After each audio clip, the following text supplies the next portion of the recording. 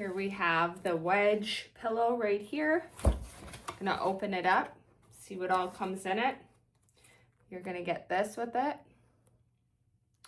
It just talks about you need to leave it well ventilated once you open it for 48 hours to allow for it to fully expand. And then you'll also get this little paper here, and this just says about taking out small pillow assembling for use. And it shows the zipper and all some of the features of it. So it's gonna come right here in this roll, and you will cut it open and let it expand out. It's gonna take, like it said take up to 48 hours to allow it for it to fully expand out. A lot of times these things don't require the full amount of time it says, but that is what is recommended before use. So let's open it up. If you're gonna use scissors like I am, just be very careful so you don't cut anything, because you don't want to cut the fabric or anything like that. I just usually do a little bit on the end, and then I pull and tear to do the rest. Put these down. All right.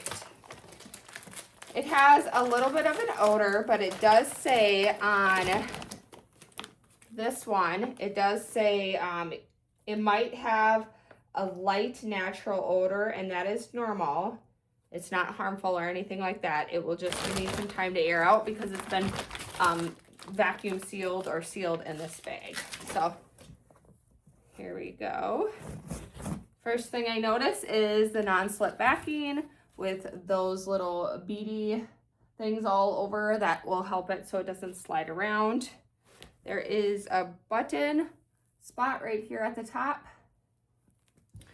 and it came out pretty full so far, but we're gonna let it expand, and we will be back to do another video once it is fully expanded and allow time for it to go into its position.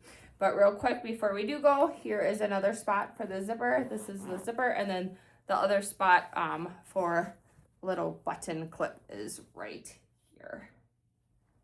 So we're gonna let it air out and we'll come back.